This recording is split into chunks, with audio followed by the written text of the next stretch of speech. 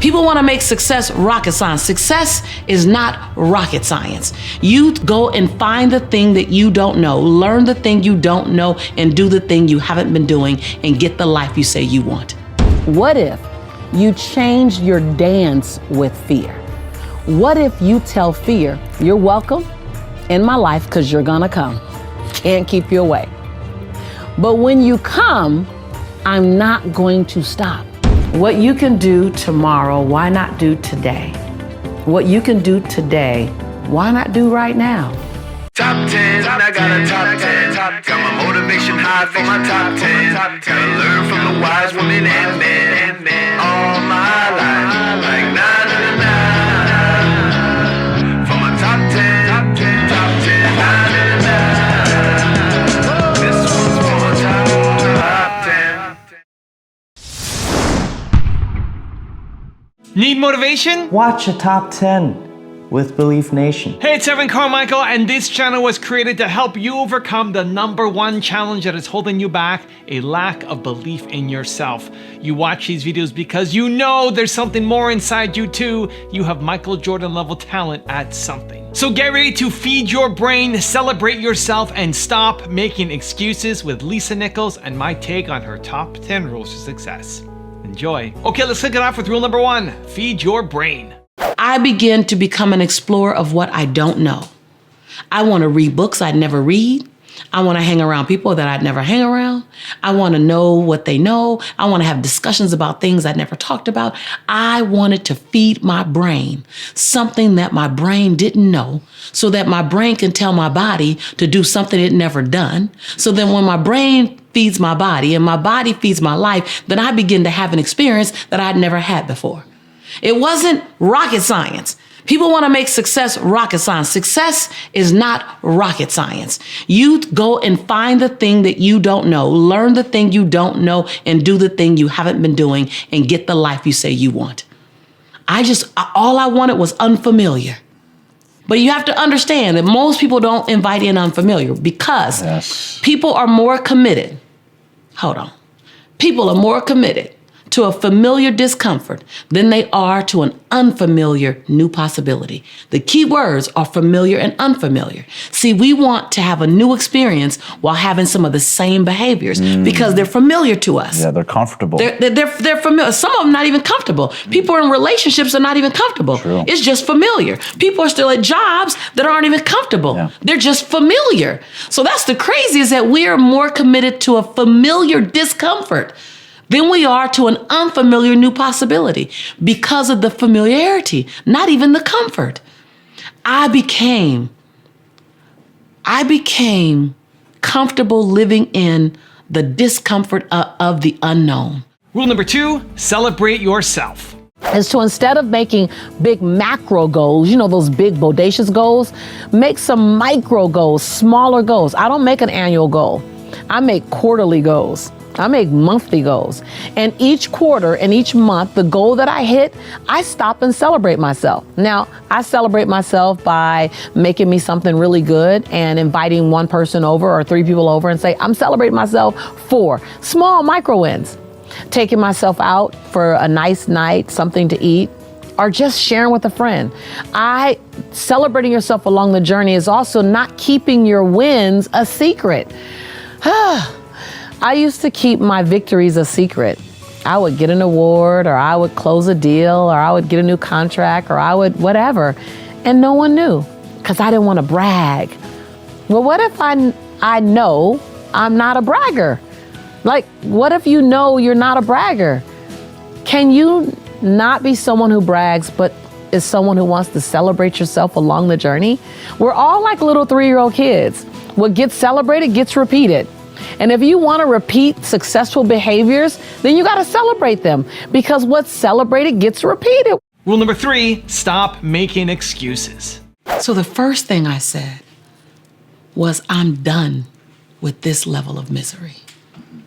So I didn't run toward anything first. The first thing I did was try to get as far away from chaos and scarcity and lack and procrastination and procrastinating people and making excuses, making being a single mom an excuse, or being Black an excuse, or being born in LA an excuse. Not to say those things don't impede or have an impact on our ability to move forward. But I didn't want to make any one of them my crutch as to why I stayed in my hellhole. I don't know about anyone else, but my place, I didn't know where I was going, but I knew where I was leaving. Rule number 4, embrace fear. Over my career, and I've been in business over 20 years now, people from all around the world, students at every level, whether they are newly into launching their business or they've been in business themselves for 10, 15 years, ask the question, how do I overcome fear? I'm about to disrupt you completely because I am not going to give you a strategy to overcome fear. Because if I even attempt to give you a strategy, and I know we're always looking at stuff, reading things, how to overcome fears. There are probably 10 steps to overcoming fear somewhere out there. They weren't written by me, and I could never write it. Because I don't think you wait to overcome fear to live the life of your dreams or the one that you deserve or to blow your own mind. I personally, and I'm teaching you from my life lessons, from what I've studied, what I've applied, what I've implemented, what I've fallen from, what I've soared from, what I've gotten up from. And I don't think you focus on learning how to overcome fear, though there are things that helps to mitigate your fear. Information mitigates fear. Training and developing your skill set mitigates fear. I teach speaking. I love teaching people how to speak powerfully. Not to speak to be great, but to speak to be unforgettable. Whether you're a speaker or whether you're a manager, whether you're in retails or in network marketing, whatever it is, when you open your mouth, you want to be unforgettable. And people always say, Lisa, how do I overcome the fear of speaking? I say, let's not focus on the fear of speaking because energy grows where energy goes. So let's not focus on overcoming fear. Let's focus on building a muscle that naturally dissolves fear. And that muscle is the muscle of information, the muscle of education, and the muscle of skill set. So if you know more and then you develop the skill set, you won't be as afraid to do that thing that you're talking about. But the other side to that, now I'm going to disrupt you a bit. So the first part, not so disruptive. That means go get it more information, give fear what fear needs to reduce itself, meaning information, skill set. But this other part that I'm going to tell you, this might be disruptive. How about you not try to mitigate, resolve, or get past or overcome, whatever you want to call it? How about you not try to do that with fear? How about you allow the fear to sit with you? You just commit to keep moving, even with the fear. So many times in my life and in my career, I was afraid. The difference between me and most is that I still move forward with the fear. Fear does not have a past to stop you. Fear does not have a past to stop you. First of all, let me just tell you this. Just like compassion, just like love, just like respect, just like any other feeling you feel for someone, fear is just a feeling. We just give fear more power. We say, when compassion comes, I hug, I love. When understanding comes, when joy comes, when humor comes, I laugh. But when fear comes, I get to stop. What if you change the meaning to that? Ooh, just stick with me right here. What if you change your dance with fear? What if you tell fear, you're welcome in my life because you're gonna come. Can't keep you away. But when you come, I'm not going to stop. Also, if you want to have more motivation, check out my 254 series. They're free. The links to join are in the description below. I believe any behavior that you don't want any longer, the way that the catalyst to change is recognizing the price. You're gonna play ginormous, say ginormous. But first take baby steps. Rule number 5, show up for yourself. Again, you say your name first. Lisa, I commit to you that. And you make 7 different commitments to yourself. That before you go out of your door and you commit to other people, because you know, we're more apt to honor our commitment to other people than we are to honor our commitment to ourselves. We break our commitments to ourselves all the time. And yet when I give you my word, oh man, you can bet your last dime on that word and you will end up with 20 cents. But what happens when you begin to commit to yourself? You'll see that making commitments to you not only feel as good as making commitments to other people, but they feel better. Because when you show up for you, you serve everybody else from your overflow. Rule number 6, work on you.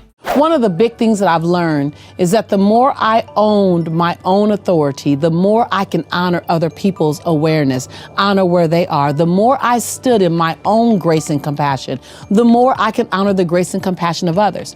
The more I owned my no, the more grateful I was for other people's yeses. So it's just one of these things where the more you work on you, the more you turn the mirror to you versus pointing at everyone else, the more you turn the mirror to you and work on you, man, the dynamics between you and everyone else just gets richer. I became a more compassionate, more giving, more loving friend when I became more compassionate, giving, and loving to Lisa. Rule number 7, take responsibility. When I say to you, I didn't choose the possibility first. I just stopped choosing the chaos. See, there's a couple of there's several choices you have to make, because your answer isn't going to come with the ceiling opening and lights beaming in and a choir showing up and like, no, that doesn't happen like that. If the first thing is I was sick of smelling my own crap, I was sick of hearing my own story. I was sick of wondering about my own potential. So I realized that everything I had done had gotten me where I was. And everything I didn't know was going to get me somewhere else. Rule number 8, stop trying to prove yourself. Unconsciously, we have a tendency to do things to influence someone's perception of us. And really what we're trying to do is change or control. That word again. We're trying to control their perception of us because we feel like they're being judging. So we get into the proving business. I said in another Lisa Nichols episode that you have nothing to prove, nothing to protect, nothing to hide, and nothing to defend. That's not just a mouthful of words. That is literally a lifetime of disconnecting from the need to prove to someone you're smart enough, you're kind enough, you're loving enough, you're worthy enough, you're enough, ... Right? And I remember for years, because I didn't graduate from college, I was always trying to prove I was smart enough. Always. And then I had a son without being married. So then I wanted to prove that I was godly enough. I was always trying to prove something until it just became so exhausting. What I was doing was trying to control people's judgment of me. Rule number 9, stop procrastinating. Procrastination is really putting off your own desires. Procrastination is putting yourself last. Procrastination shows up when we are so used to putting everyone else in front of us, or we're actually afraid to do that thing that we say we want to do because we're not sure if we can handle the outcome. But the whole attachment to procrastination and self-love, what you can do tomorrow, why not do today? What you can do today, why not do right now? One of my team members talked about reading a book called Touch It Once, which means if you can touch it once and get it done, how much more productive will you be? And rule number 10, the last one before a very special bonus rule, is become self-aware.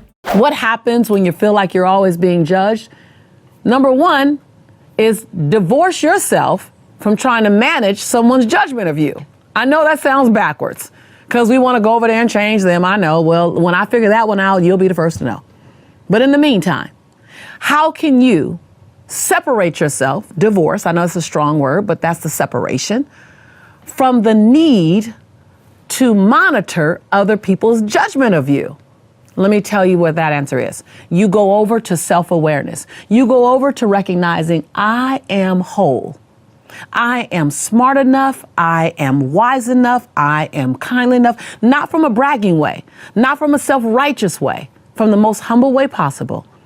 Can you wake up tomorrow morning and be content with who you are, irregardless of anyone's opinion of you once you leave the house? or maybe the person next to you, or the people downstairs, the people in your same house. Can you wake up tomorrow standing and living in the statement and the knowing, I am enough? And then leave everyone's opinion to them.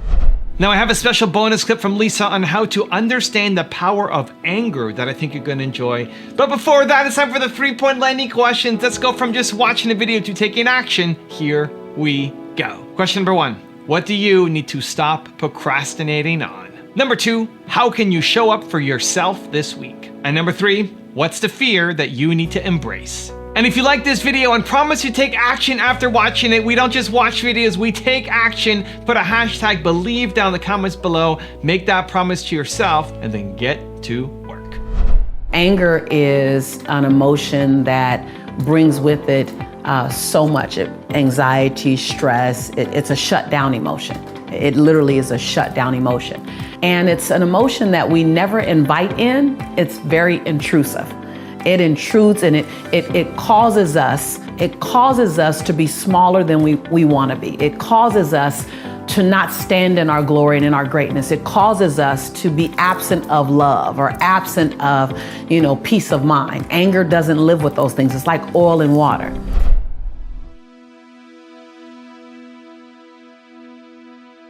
And if you want to see the top 10 rules video I did on Oprah Winfrey, check out the video right there next to me. I think you'll enjoy it. Continue to believe, and I'll see you there. I'd grown up poor and didn't have anything. I can't quit this job because this is what everybody else wants to do. And if I quit this job,